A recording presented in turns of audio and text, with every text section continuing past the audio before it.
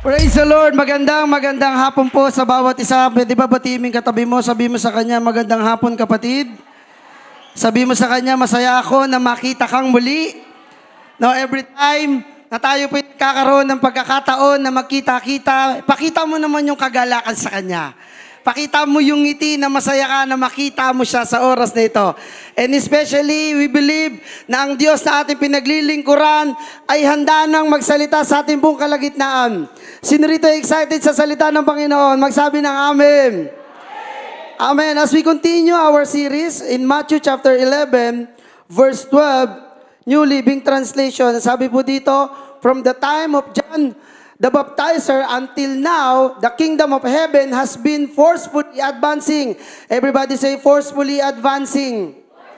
And forceful people have been seizing it. Everybody say, forceful people. As we continue this series, everybody say, advance. Tayo pong lahat ay yumuko, pumikit. Manalangin po tayo. Dakit Diyos muli sa oras na ito. Kami po ay excited na muling mag-aral ng iyong mga salita. Wala po kaming ibang dalangin, Panginoon, kundi patuloy kang mangusap sa amin.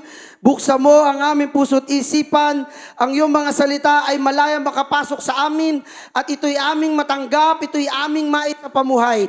Salamat po, Panginoon, katulad nitong series namin, Panginoon.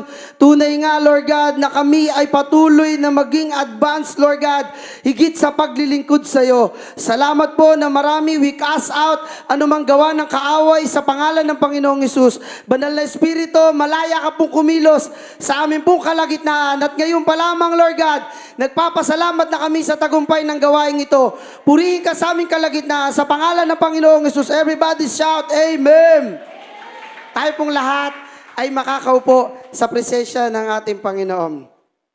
Nakakatuwa po at nakaka-bless sapagat itong bagong series natin talagang saktong-sakto sa bawat isa sa atin.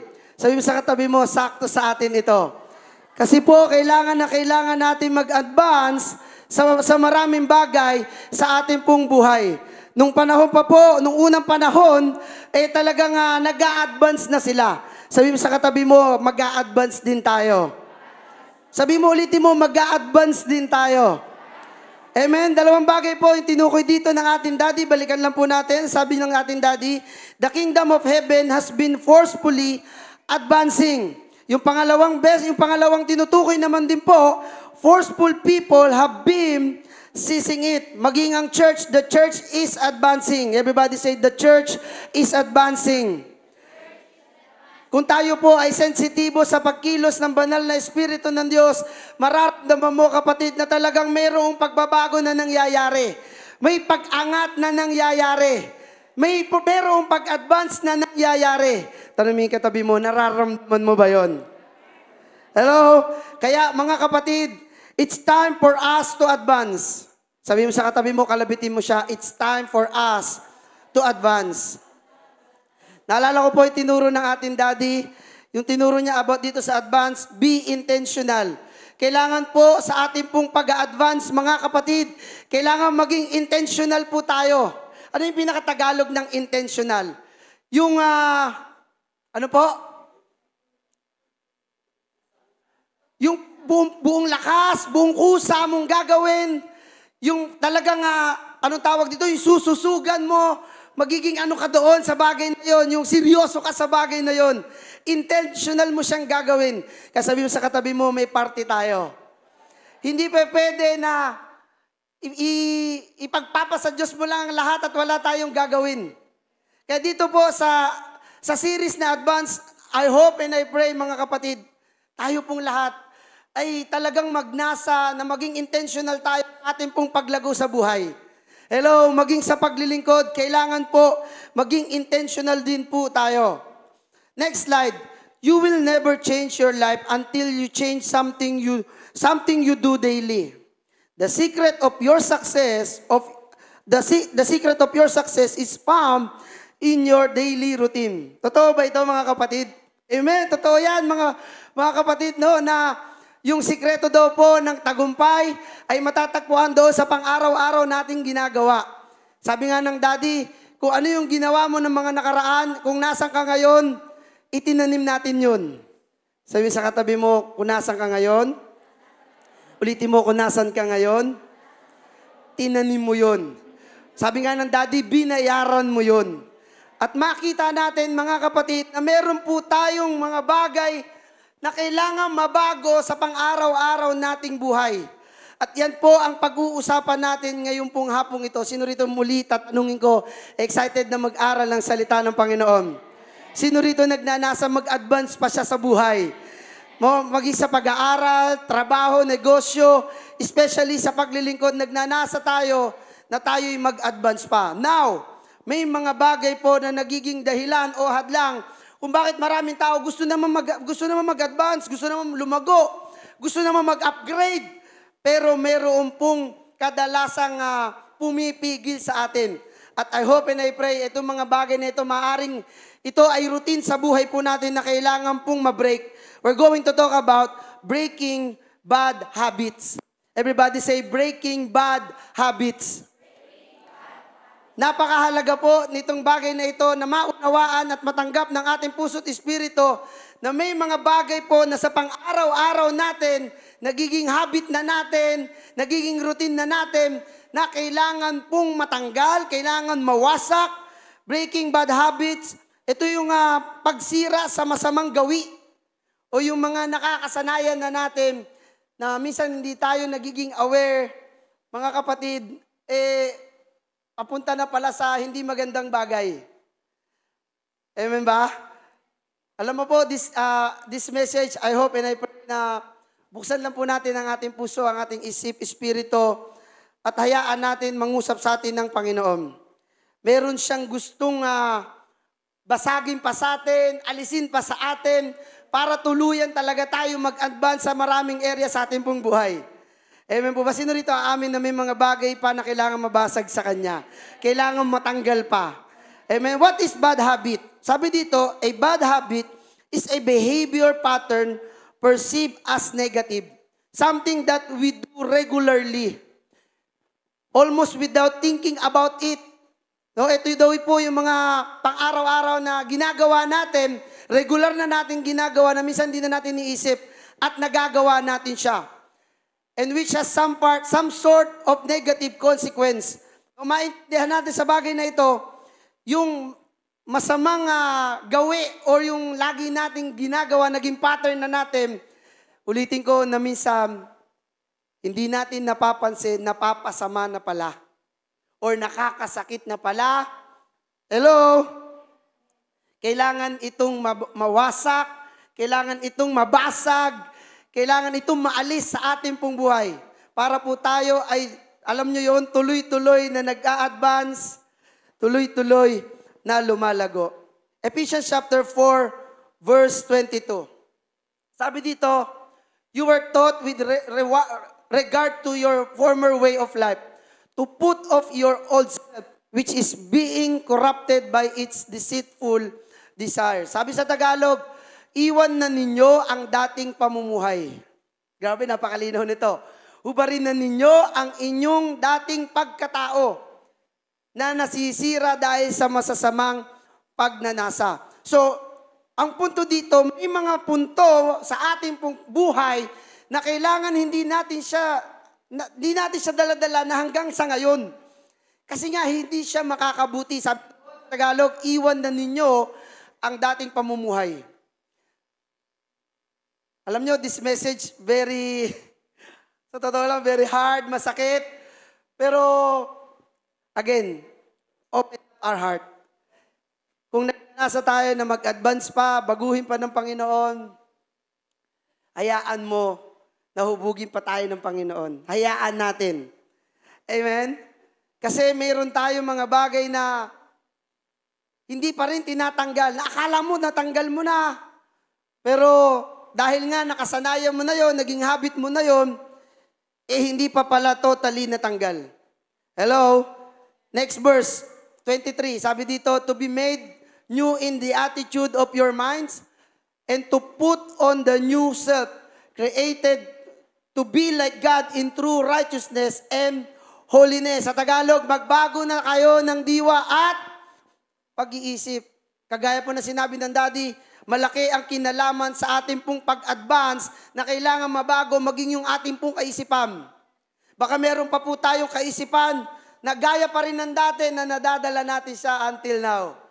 Sabi diyan, magbago na kayo ng diwa at pag-iisip at ang dapat ninyong isuot ay sabi diyan ay ang bagong pagkatao na nilikhang kalarawan ng Diyos at nahahayag sa matuwid at banal na pamumuhay ayon sa katotohanan. So in short, kailangan natin tanggalin, hubarin yung mga dati nating pamumuhay at isuot yung bagong pagkatao. Hello? Nung tayo tumanggap na sa ating Panginoong Jesucristo, dapat ang dala-dala na natin is yung bagong pagkatao. Yan din po yung sinabi ng Corinthians, 2 Corinthians chapter 5, verse 17. Sabi dito, pwede ba natin basahin sabay-sabay? Tingin tayo dito sa LED 1, 1, 2, 3, go.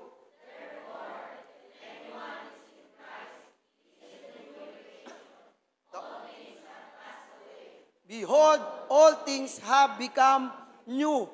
Ayan po, mga bagay na hindi natin dapat dalhin yung mga bagay na luma na.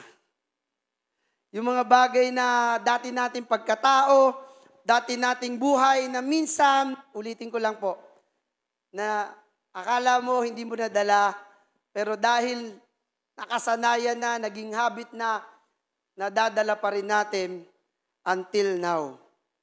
Bad habits, sabi mo sa katabi mo, ekis yan. Ulitin mo, sabi mo sa kanya, ekis yan. No, hindi man tayo kilala ng ating katabi, hindi ka man kilala ng yung nasa likuran, hindi man tayo kilala ng lubusan ng ating mga leaders, ng ating mga pastor, pero kilala tayo ng Diyos. Sabi mo sa kanya, sa katabi mo, kilala tayo ng Diyos. Sa pagkakakilala sa atin ng Diyos, maging yung mga bagay na sa tingin natin parang kaya nating itago, hindi maitatago sa Panginoon. Sabi mo, ulitin mo, sabi sa katabi mo, kilala ka ng Diyos. At alam ng Diyos, maging yung mga bagay na habits po na nangyayari sa atin. Lalo yung mga hindi magagandang habits na ito. Now, question. How to break bad habits? Ilang mga bagay po na gusto kong ipunto sa atin na ma-break sa atin. Before at saka after. Maaari makarelate po tayo sa bagay na ito na mga makikita po natin na slide. Before, maaari ganito po tayo. Wala tayong disiplina sa ating pong kinakain. Hello? Ako man po, guilty dyan. Ako lang ba, guilty? Hello, ayaw man natin aminin. Pero totoo, maraming pagkakataon na hindi tayo disiplinado sa ating pong mga kinakain. O, tignan mo yung katabi mo. O, di ba? Sabi sa kanya, o, di ba? Now, dapat yan ay maging before na lang sa atin. Tulungan tayo ng Panginoon, samahan tayo ng Diyos. Ano yung mga hakbang na gagawin natin para tayo mag-advance? Hello, sabi mo sa katabi mo, hindi pa huli ang lahat. Kailangan lang tayo mag-participate. Kailangan natin mag-exercise. Next slide. Kailangan natin mag-diet. Kailangan natin piliin maging mga kakainin natin. Hello? Ako lang ba to? Maging sa mga nasa online. Baka habang nakikinig ng Word of God, kumakain ka dyan, kapatid. Baka mabilaukan ka kasi kumakain na ng salita ng Diyos, kumakain pa literal. Mamaya na lang yung pagkain kung meron man. Disiplinahin natin yung ating sarili sa physical health natin. Kailangan natin itong lahat. Hindi ko ito pinipreach dahil ako'y biyasa na sa bagay nito, kundi maging ako man po, pinapaalala ko yung sarili ko para mas marami pa akong magawa sa kaharian ng Panginoon. Hello? Sabi sa katabi mo, guilty tayo dyan. Pastor, hindi ako guilty dyan. Medyo ako sa pihikan ako sa pagkain eh. Eh dito, baka guilty ka na. Next slide. Ano yan? Diba? Yung laziness, yung katamaran. Baka before yan ang ating buhay o baka hanggang ngayon, ganyan pa rin ang buhay ng ilan sa atin. Sabi sa katabi mo, before na yan. Ito na dapat tayo ngayon. Work hard. Work smart. Hello, masipag. Sabi sa katabi mo, masipag. Hello, dapat ganyan. Sobra sipag, daming kamay nung pictures, no? So ano pinupunta natin dito? Kailangan yung ngayong ginagawa natin, kumikilos na tayo. Hindi na pwede yung tatamad-tamad. Sabi sa katabi mo, hindi na pwede yung tatamad-tamad. Ano yun eh? Old life yun eh. Diba? Dati na natin buhay yun, na wala tayong pakialam. Basta ako, manonood ako ng TV doon sa aming sopa, na may kinakain ako na popcorn. Manonood ako mahabang, alam mo yun, buong araw nanonood. Wala akong pake. Old life na yun. Sabi sa katabi mo, old life na yun. Pastor, hindi pa rin ako makarelate dyan. Dito baka makarelate na karamihan, mga nag-aaral. Next slide. Yung pag pumasok sa school, tamad mag-aral. May mga kilala kayong ganyan. Naku, kailangan ng advance niyan. No? Tapos aasa kang matino yung grado mo, pero tamad naman mag-aral, yan yung before. Now, ano yung after naman dapat niyan? Kailangan ikaw mismo. Sa eskwelahan, ikaw mismo nagtataas ng kamay. Ma'am, sir. Di ba? Ikaw sasakot, hindi yung ikaw pa yung unang-unang natutulog. Parang ang daming guilty dyan, ha? Hello, ito tinuro din ng daddy. Yung tamad na tamad tayo magbasa ng mga books, lalo ng Bible. Pati ba naman Biblia, katatamaran natin? Sabi mo sa katabi mo, seryoso, sabi mo sa kanya, before na yan. Hindi na yan pwede sa darating na panahon, sa panahon ngayon. At sa mga darating pa, hindi na pwede. Dapat yung after natin, masipag na tayo magbasa habang nagkakape. No, kung kaya mo naman na habang kumakain ng siomay. pasok, pwede. Di ba? Pwede. Habang nagbabasa ka ng libro, kumakain ka, dinidisiplina mo yung sarili mo, hindi mo dadamihan yung toyo. Tamang toyo lang. Kasi pag sobrang alat, hindi rin makakabuti sa katawan. Tama? Pasok ba bro? Pasok. Sobrang blessed tayo sapagkat dumadami po yung ating mga kapatira. May mapalakpakan natin si Lord.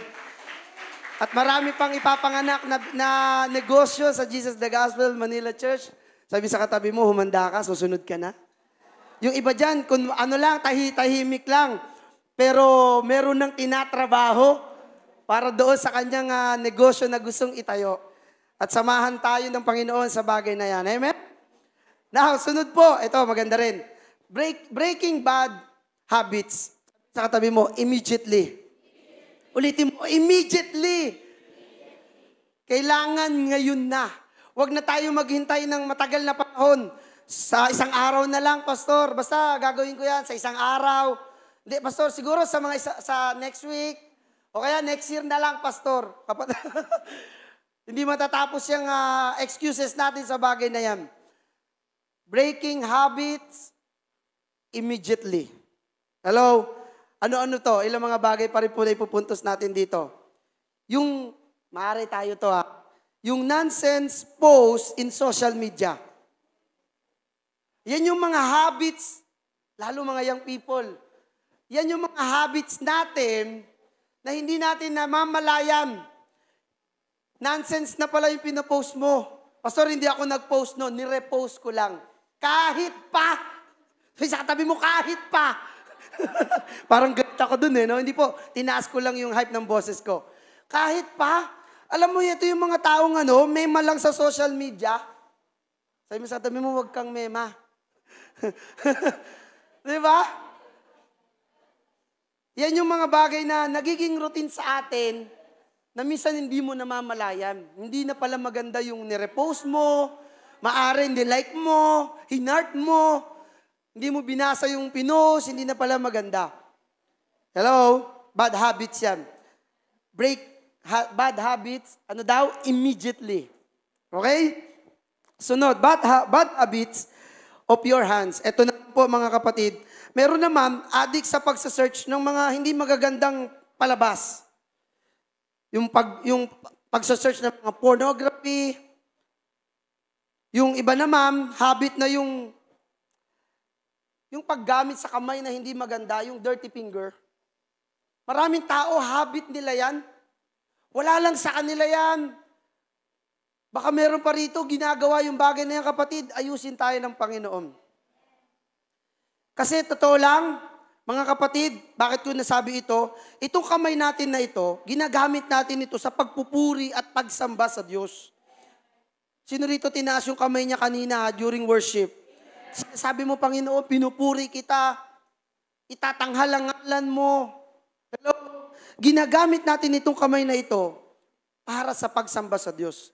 Kaya, kung naging habit natin siya before, na hindi sa magagandang bagay, iba na yung after. Hello? Kasi kailangan natin mag-advance. Wala na tayo doon sa dating buhay. Oo, noon, maging ako man, habit ko rin yun. Yung mga bagay na nabanggit ko tungkol dito sa hands na ito. Pero nung ako'y maborn again, nakakilala sa Panginoon, inaayos ng Panginoon. Kaya maging ganun din tayo, mga kapatid. Kung may mga bagay pa na kailangan ayusin, tanggalin, baguhin sa atin, ipaayos lang natin kay Lord. Hello? Baka yung kamay na yan, sobrang mapanakit. Alam niyo yung kaibigan mo na matatawa lang pero masasaktan ka? Sabi sa katabi mo, guilty ka dun, no? Matatawa lang pero pag uwi, puro pasana yung balikat mo.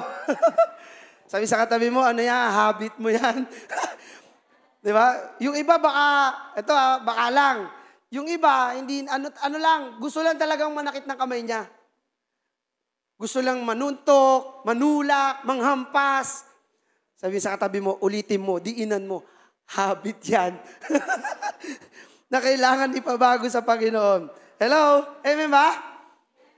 Sunod, bad habits not make you, eventually, it will break you. Totoo, mga kapatid. Itong mga bad habits na ito na nangyayari at nagagawa natin, hindi tayo mabubuo nito. Bagkus, sang araw, masisira pa tayo ng mga bagay na ito. Tignan mo yung nabanggit ko, nakakatawa, oo. Pero totoo lang, may mga friendship ka na ayaw ka ng kakwentuhan. Kasi magana yung kanyang balikat. Sabi sa katabi mo, totoo yun. Di ba? Kwentuhan lang, pero bubog sarado ka pagka uwi mo. Ulitin natin. Next, the best time to break bad habit is now. Everybody say now. Ulitin natin, now. Yan yung mga bagay na kailangan maalis po sa atin para tayo lalo mag-advance sa Panginoon. Sunod po, breaking bad habits. Identify the roots. May mga bagay po na kailangan natin identify saan nanggagaling itong mga bad habits na nangyayari po sa ating pong buhay. If you really want to be free, you have to be intentional. Kung talagang gusto natin mabago, maalis itong mga bagay na ito, katulad na sinabi ng ating senior pastor, ng ating Daddy Blem, kailangan po maging intentional tayo sa bagay na yon.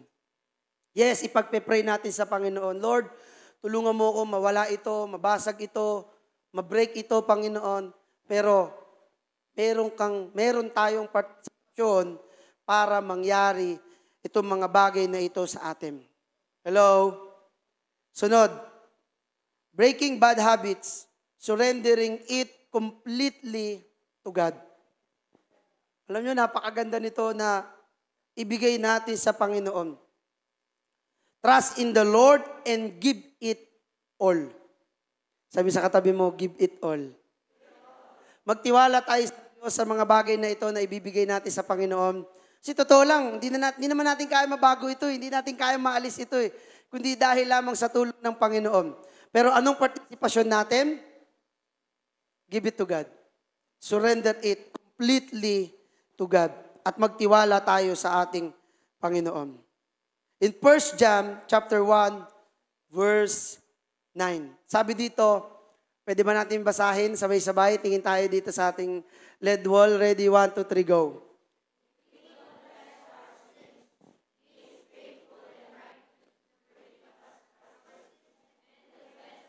From all unrighteousness. Binold letter ko po dyan yung word na if.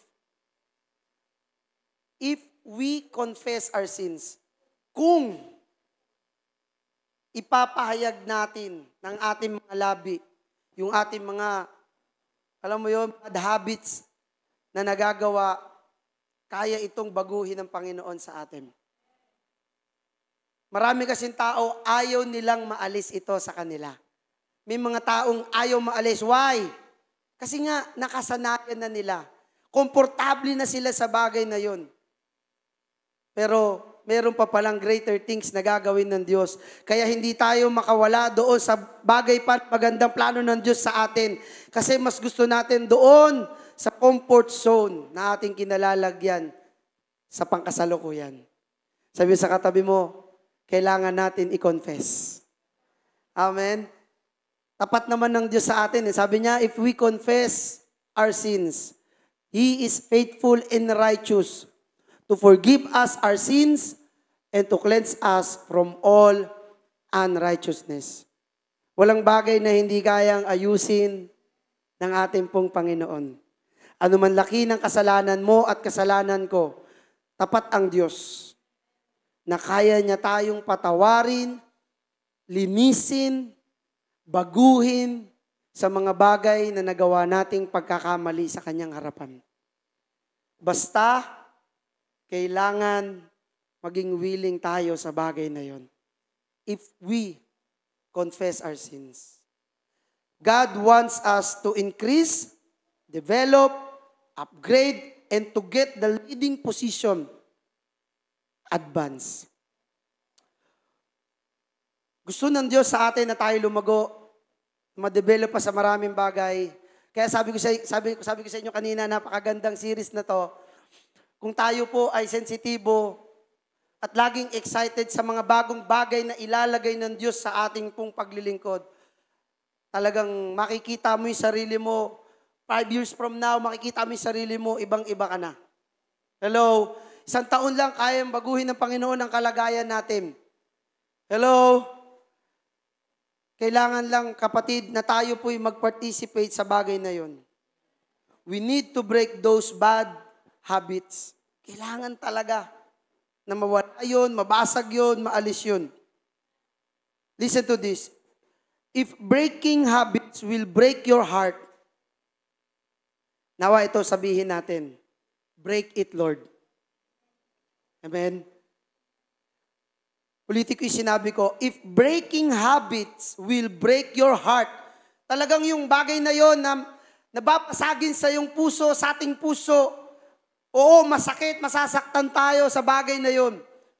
Nawa, sabihin pa rin natin sa harapan ng Panginoon, Lord, break me. Break it, Lord. Yang mga bagay na yan, ang gustong basagin ng Diyos sa atin para tayo ay makapagpatuloy dito sa advance na ito sa ating pong buhay. Again, everybody say, breaking bad habits. Tayong lahat ay tumayo. Hallelujah. I believe may mga bagay na natanggap tayo at naging guilty tayo na nakita natin through Word of God, naging salamin sa atin na, oo nga, no, nakaugalian ko nga yun, oo nga, naging habit ko nga yun, mali pala, hindi pala maganda. At eto, yung oras, panahon, para sa ating pagbabago. Kung gusto natin mag-advance pa sa maraming area ng ating buhay, again, JTG Manila Church, if breaking habits will break your heart, Lord, break it. Amen. Hallelujah. Tayo po lahat ay pumikit. Sa maikling minuto, gusto ko pong kunin yung pagkakataon ito sa ating lahat. Kung nagnanasa tayo na tayo po'y mag-advance pa sa maraming area sa ating pong buhay, sa tulong at kahabagan ng Diyos sa atin, kailangan natin mag-participate sa bagay na ito, mga kapatid. Hayaan natin na tayo hubugin pa ng Panginoon, basagin pa ng Panginoon. Sa Word of God na atin narinig, ikaw na kinausap ng Panginoon, kung alam natin, Pastor, ako yan. Pastor, para sa akin yan. Pastor, talagang Maraming mga bagay na kailangan pa mabasag sa buhay ko. Sa oras na ito, just close your eyes, talk to God. Sabihin mo lahat yan sa Panginoon. Yes, Jesus. Surrender it completely to our Lord Jesus Christ. Kung nagnanasa kang lumago, mag-advance pa, ipagkatiwala mo sa Panginoon. Hallelujah.